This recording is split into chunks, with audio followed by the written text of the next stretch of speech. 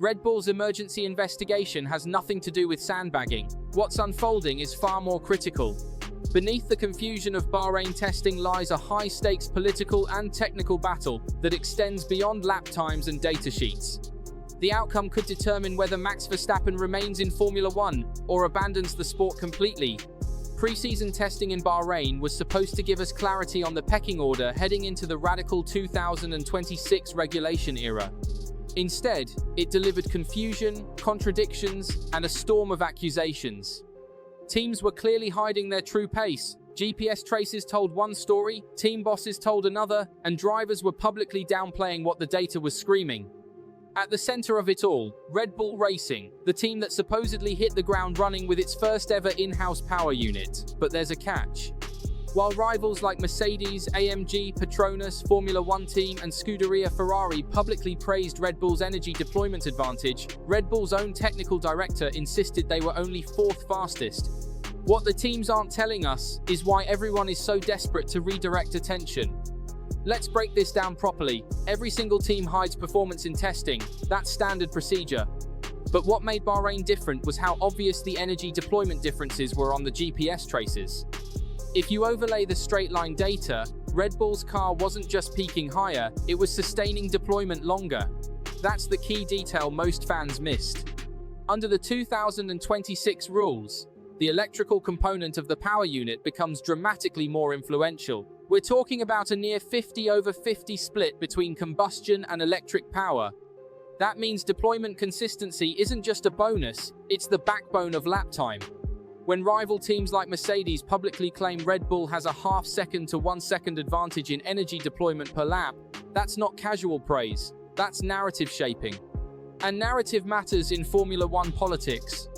If you look closely at how this story evolved, it feels coordinated. First, whispers in Barcelona that Red Bull hit the ground running. Then, Bahrain GPS data showing strong straight-line stability. Then, George Russell openly calling them the team to beat. Why would Mercedes elevate Red Bull like that? Because expectations are weapons. If Mercedes underperforms in Melbourne, they've already framed Red Bull as dominant. If they outperform, it becomes a heroic comeback story. That's strategic messaging.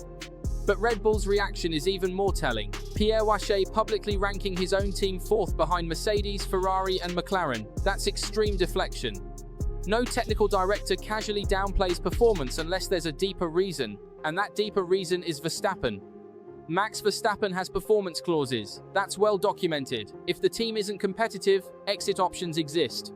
We saw tension in early 2024 when Red Bull's form dipped, and internal leadership instability created uncertainty. At the same time, Verstappen openly invested more time in sim racing and endurance interests.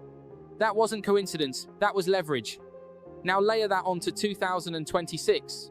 Verstappen has openly criticized the new regulations. Slower high-speed cornering, heavier energy management, and cars that feel more artificial. He even compared the experience unfavorably to Formula E. That's not just frustration, that's a philosophical clash. Verstappen's driving identity is built on instinct, precision at high speed, and mechanical connection. If the cars become overly dependent on harvesting phases and lift and coast discipline, that changes the emotional core of driving. Red Bull knows this. When Christian Horner says, "It's not my goal to make him happy, we make him happy by winning," that sounds blunt, but it reveals the entire strategy. Performance is the only glue holding this partnership together under these regulations. Red Bull's in-house power unit project was considered a massive gamble. They moved away from reliance on established manufacturers and built their own infrastructure. That's years of investment, recruitment battles, and technical risk. Yet the Bahrain traces suggest something impressive: smooth transition from harvesting to deployment. Notice how there's minimal drop-off at the end of straights. That indicates strong battery thermal efficiency and intelligent energy mapping. This isn't about raw horsepower, it's about usable energy over a full lap. And if Red Bull has mastered sustained deployment while others are still balancing cooling and regeneration trade-offs, that's a foundational advantage. But here's the twist. If they are truly ahead, why investigate internally?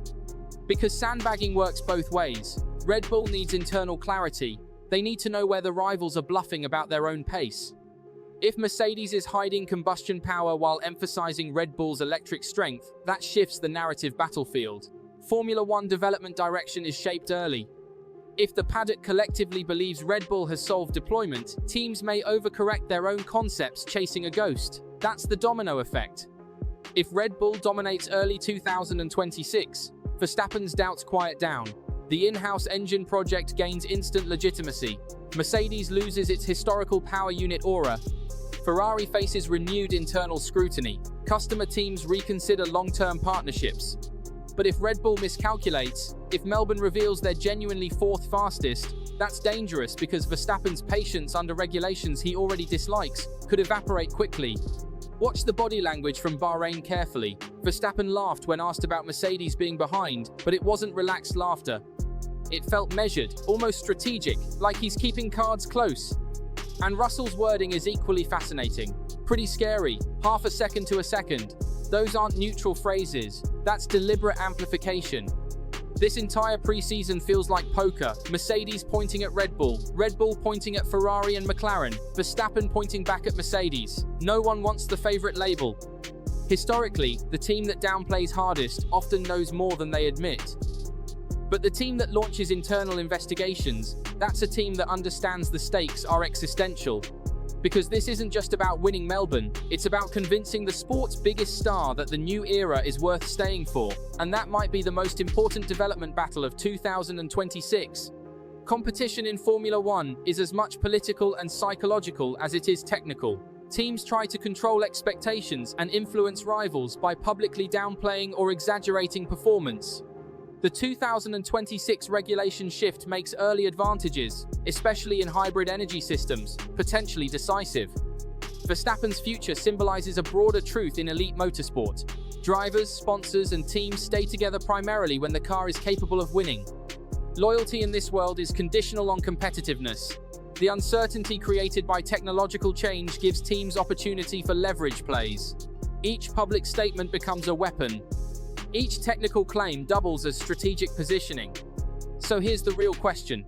Is Red Bull downplaying a revolutionary advantage, or are they scrambling behind the scenes to prevent another season that pushes Verstappen closer to the exit door? And if Melbourne confirms what the data hints at, are we about to witness the beginning of a new Red Bull dynasty, or the final chapter of Verstappen's Formula One story? Can Red Bull win fast enough to keep Verstappen? Is winning even enough if he philosophically rejects the regulations? Performance is necessary, but it may not be sufficient. The investigation reveals something deeper than competitive analysis. It reveals existential uncertainty. Because when the sport's most dominant driver questions whether the racing itself still matches his identity, no amount of podiums can guarantee his commitment. What do you think? Is this the start of Red Bull's new era of dominance, or is Verstappen already planning his exit? Let me know your thoughts in the comments, and don't forget to subscribe so you won't miss what happens when the 2026 season kicks off in Melbourne.